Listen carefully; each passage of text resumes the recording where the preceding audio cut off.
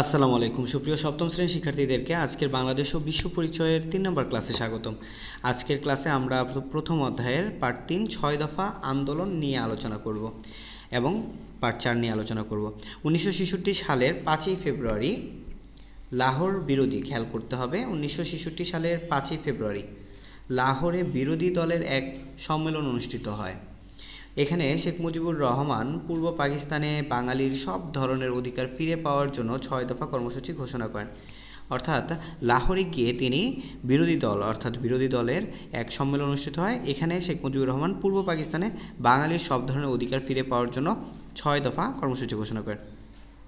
এই 6 দফা ছিল মূলত স্বায়ত্তশাসনের দাবি। কী শাসনের দাবি? স্বায়ত্তশাসনের দাবি। ঠিক আছে? তো দেখো, অর্থাৎ পাকিস্তানের সাথে যুক্ত থেকেই পূর্ব পাকিস্তানের শাসন, দায়িত্ব ও ক্ষমতা থাকবে পূর্ব পাকিস্তানের মানুষের হাতে। অর্থাৎ ওই যে পশ্চিম পাকিস্তানে বসে কলকাঠি নাড়া এবং পূর্ব পাকিস্তানিদেরকে অশান্তিতে রাখা, সেটা থেকে মুক্তির জন্য স্বায়ত্তশাসনের দাবি জানায় এই 6 দফার মাধ্যমে। বেসিক্যালি সপ্তম শ্রেণী যারা আছো, এই 6 দফা কিন্তু একদম A to Z মুখস্থ করতে হবে। তো দেখো 6 দফাটা আমরা কীভাবে পড়বো, খেয়াল করো। প্রথমে 1 নম্বরে আছে 1940 সালের ঐতিহাসিক লাহোর প্রস্তাবের ভিত্তিতে বলা হয়েছে শাসনতন্ত্র রচনা করে পাকিস্তান একটি সত্যিকারের যুক্ত রাষ্ট্ররূপে গড়ে উঠাতে হবে। তাতে সংসদীয় পদ্ধতির সরকার থাকবে, অর্থাৎ সরকার থাকবে সংসদীয় পদ্ধতির। সকল নির্বাচন সার্বজনীন প্রাপ্তবয়স্কদের ভোটে অনুষ্ঠিত হবে। আইনসভাসমূহের সার্বভৌমত্ব থাকবে, অর্থাৎ আইনসভা যেটা থাকবে সেটা সার্বভৌমত্ব থাকবে।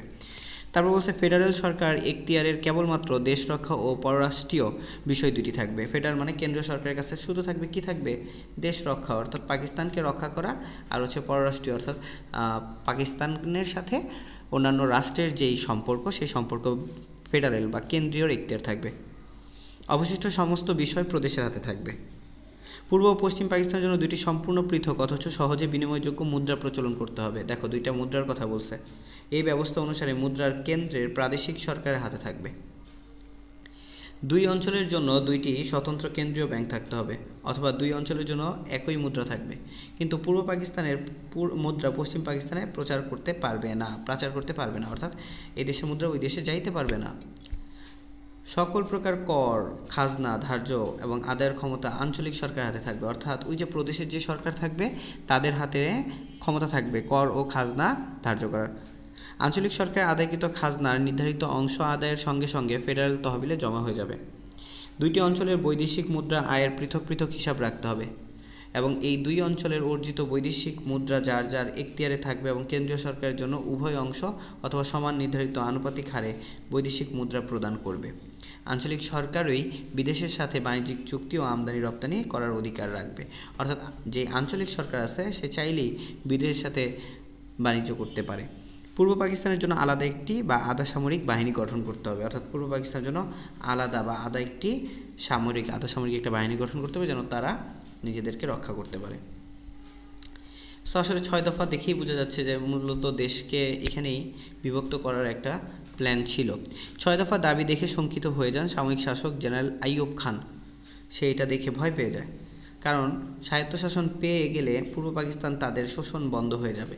তাছাড়া একসময় অঞ্চলটি স্বাধীন হয়ে যাওয়ার আশঙ্কাও তারা করত।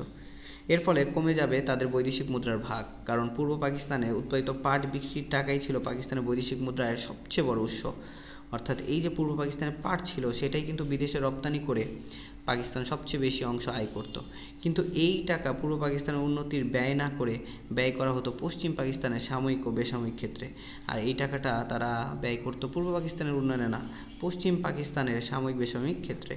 বড় বড় চাকরিতে বাঙালির খুব কমই সুযোগ দেওয়া হতো, কিন্তু স্বায়ত্তশাসন পেলে গেলে পশ্চিম পাকিস্তানিদের একচেটিয়া সুবিধা পাওয়া সম্ভব হতো না। তাই আবার শুরু হয় ষড়যন্ত্র। এই সময় সরকার প্রদেশের নানা জেলায় আওয়ামী লীগের নেতাকর্মীদের নামে মামলা দিতে থাকে, গ্রেফতার হয়রানির শিকার হন নেতারা। এবার খেয়াল করে যে বলছে যে সাময়িক শাসন বিরোধী আন্দোলনের সূচনা ব্যাখ্যা করো, অর্থাৎ 6 দফা ব্যাখ্যা করো, আর ওইটা কীভাবে শুরু হয়েছে যুক্তফ্রন্ট ওইটা ব্যাখ্যা করো। 1954 সালের ছাত্র আন্দোলনের কয়েকটি কারণ উল্লেখ করো। এবার দেখো বলছে পার্ট 4-এ কী বলছে আমরা একটু দেখি। পার্ট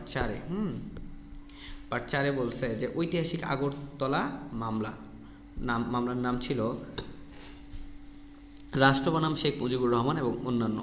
তৎকালীন আইয়ুব খান সরকার 1968 সালে পূর্ব পাকিস্তানের কয়েকজন সাময়িক ও বেসামরিক ব্যক্তির বিরুদ্ধে পাকিস্তানের স্বার্থবিরোধী এক ষড়যন্ত্রে লিপ্ত থাকার অভিযোগ আনে। অর্থাৎ ওই যে তারা কি করে, তারা বলে যে এখানে কি ঘটছে, এখানে দেশকে ভাগ করে ফেলতে চাইতেছে, স্বার্থ বিরোধী কাজ তারা করতেছে। প্রকৃতপক্ষে 6 দফা আন্দোলনকে নস্যাৎ করাই ছিল এই মামলার মুখ্য উদ্দেশ্য। পাকিস্তানের সাময়িক সরকার এটিকে আগরতলা ষড়যন্ত্র মামলার নাম দিয়ে বঙ্গবন্ধু শেখ মুজিবুর সহ 35 জনকে আসামি করে মামলা করে।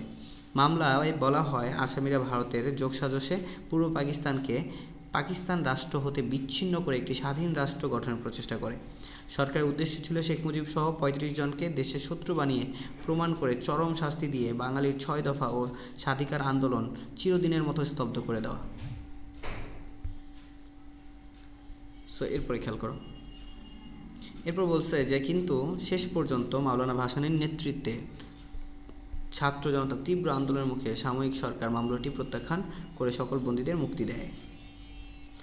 এবার দেখো 11 দফা। ঢাকা বিশ্ববিদ্যালয়ের ছাত্ররা 6 দফার পাশাপাশি নতুন 11 দফায় আন্দোলন নিয়ে মাঠে নামে। শুরু হয়ে যায় ব্যাপক গণ আন্দোলন। 11 দফা কর্মসূচিতে প্রাপ্তবয়স্কদের ভোটে প্রত্যক্ষ নির্বাচন ও সংসদীয় গণতন্ত্র প্রবর্তন, পূর্ব পাকিস্তানের পূর্ণ স্বায়ত্তশাসন, ব্যাংক, বিমা, বৃহৎ শিল্পের জাতীয়করণ, কৃষকদের খাজনা ও করের হার হ্রাস, সকল রাজবন্দীদের মুক্তি, রাজনৈতিক মামলা প্রত্যাহার সহ বিভিন্ন দাবিতে পক্ষে ছাত্ররা আন্দোলন শুরু করে। এবার ছাত্ররা নেমে যায়। এই ছিল মূলত আমাদের 11 দফার আগ পর্যন্ত, অর্থাৎ পার্ট 4 এবং 3। আজকের ক্লাসে 6 দফা বুঝলা এবং পার্ট 4 তোমরা আশা করি বুঝতে পারলা। নেক্সট ক্লাসে আমরা পার্ট 5, 6 থেকে আমরা পড়া শুরু করব। আজকের মতো আল্লাহ হাফেজ, সবাই ভালো থাকো, সুস্থ থাকো, আসসালামু আলাইকুম।